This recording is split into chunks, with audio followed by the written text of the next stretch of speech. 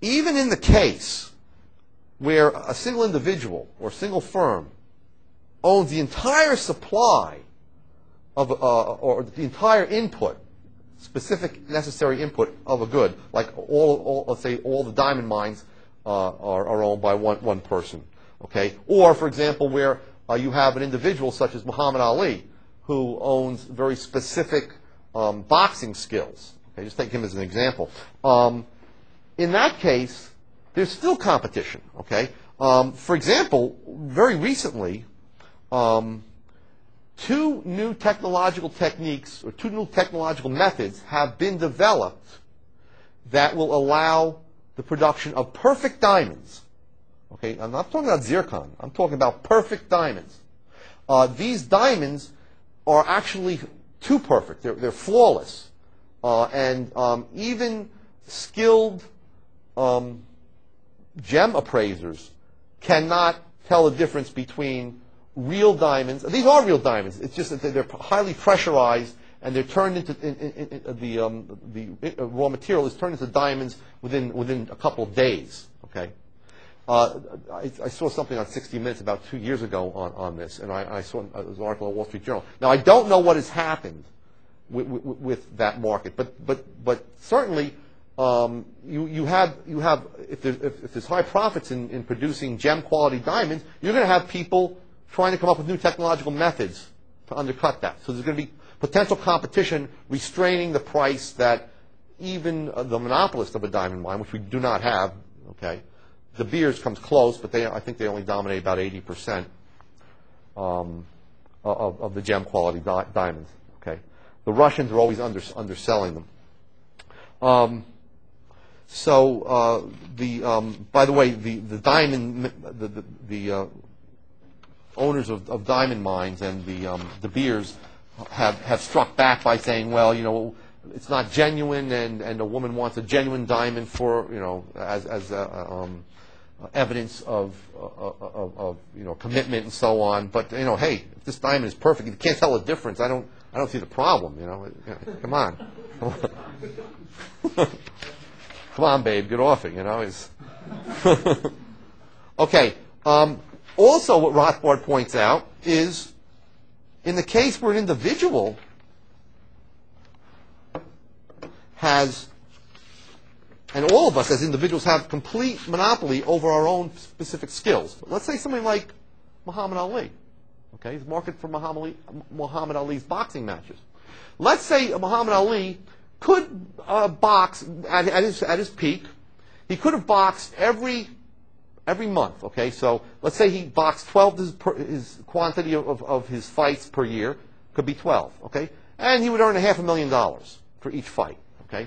His total revenue would be $500,000 per fight times 12, $6 million. Well, what if Muhammad Ali restricts the number of fights to 6? Okay, fighting every 2 months.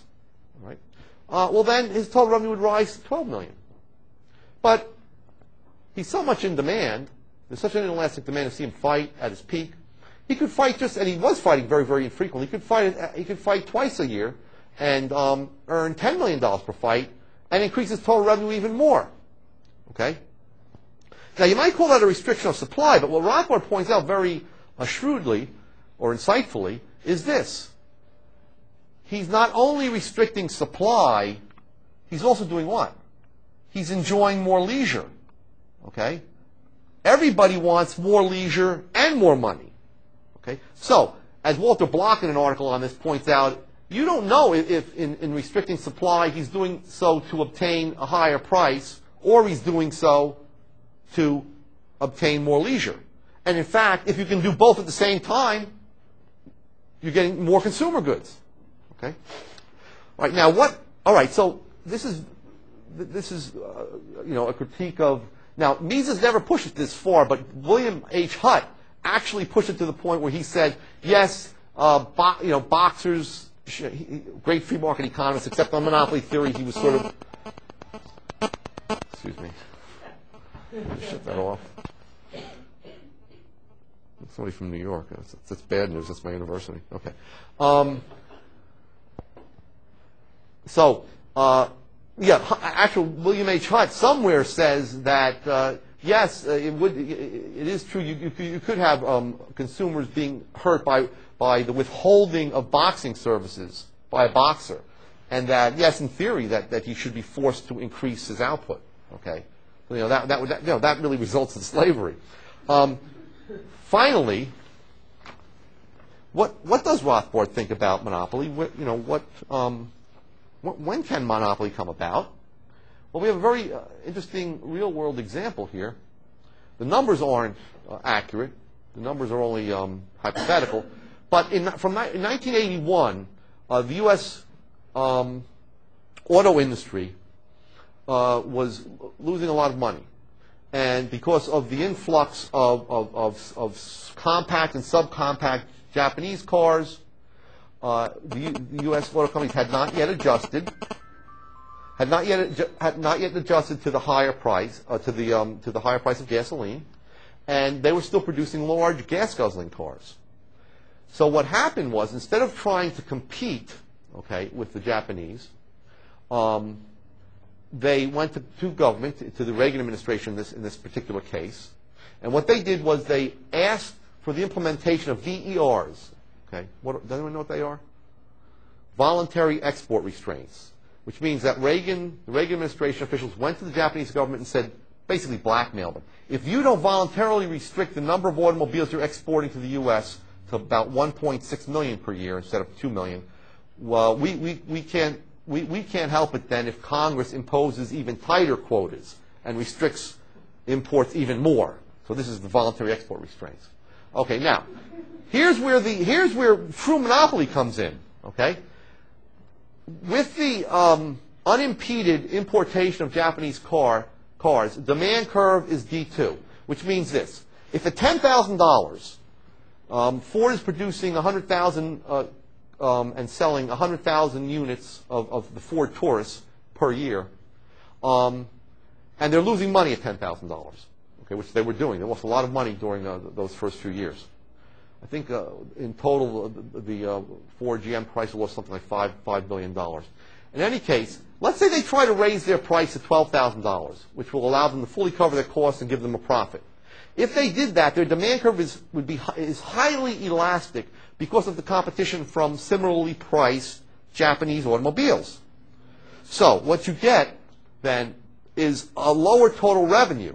Okay, so total revenue drops from $1 billion when you produce and sell 100,000 to much less. Okay, you get a total revenue of half $500 million or $0.48 billion when you restrict your supply or when you raise your price. So they raise their price. They have no control over quantity. Remember, you need to control price or quantity, and as a result, you get a decrease in quantity from 100,000 units to 40,000 units. People cut back by 60% because they can easily purchase similarly priced and, at the time, better quality Japanese automobiles.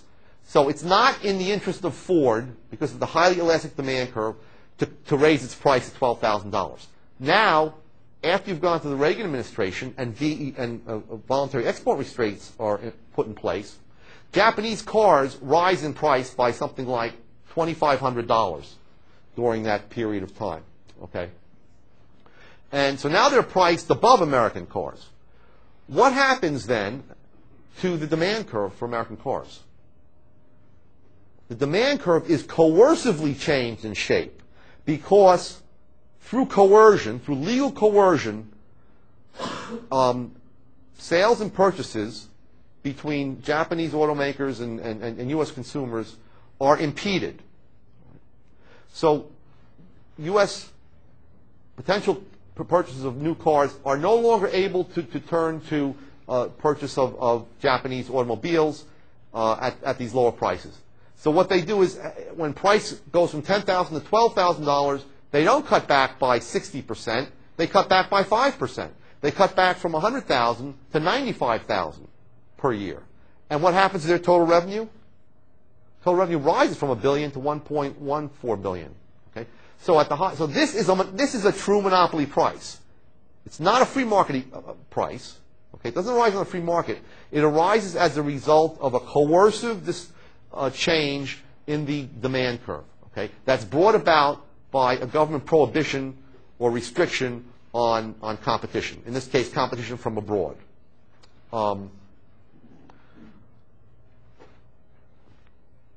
There's some other point I wanted to make about this particular case. Oh, I know what I wanted to say. So what was very interesting is while we were attacking OPEC as a cartel, guess what the American government did? It set up a cartel among the Japanese and American producers of cars. Because what they in effect did was to restrict the number of Japanese cars in the United States. What happened to the price of Japanese cars? They shot up. And because they shot up, American producers were able to raise their prices. So, in effect, the U.S. created a cartel by putting into place these voluntary export restraints. So while we were attacking OPEC for raising the price of oil and therefore gasoline, we were doing the exact same thing to American consumers. So American consumers were hit by a double whammy. Okay? All right, I'll stop here and take questions. Yes? Did anyone in the Austrian school ever consider the possibility of price discrimination, especially as a alternative to destroying stock? Yes, Mises did. And he has this, I didn't go into it because I didn't want to get too technical, but he has a good discussion in the article that we published in QJAE especially, but also in Human Action, of price discrimination and how, again, those conditions under which price discrimination takes place are very, very limited. Okay. But that's a good point. Other questions, comments? So the Rothbardian theory, then, I think is important to stress, does develop out of Menger and Mund and Mises. Okay, it's just that Mund and Mises, and maybe Menger, it's not clear, but Mund and Mises applied the theory to certain situations on the free market. Okay, whereas Rothbard pretty much uses the same theory, but says that it's not a difference between what's a competitive price and what's a monopoly price. The difference is between a monopoly price and a free market price. Okay? The free market price is never necessarily what we might call the competitive price. Okay? The price that would emerge in long-run equilibrium. It's simply the price that emerges from a rivalry among firms trying to serve consumers better than other firms. In other words, it's the price that comes out of rivalrous competition. That price always arises on the free market. And as long as you have free entry, you're going to have a situation in which there can be no coercive distortion of the shape of the demand curve, which makes it profitable to raise price. Okay. And in some cases, by the way, you could have the demand curve made more inelastic, but not inelastic enough to force up or to make it profitable to raise the price. Okay. So Rothbard points that out too. Okay. Unless there's other questions, we can stop. Thank you.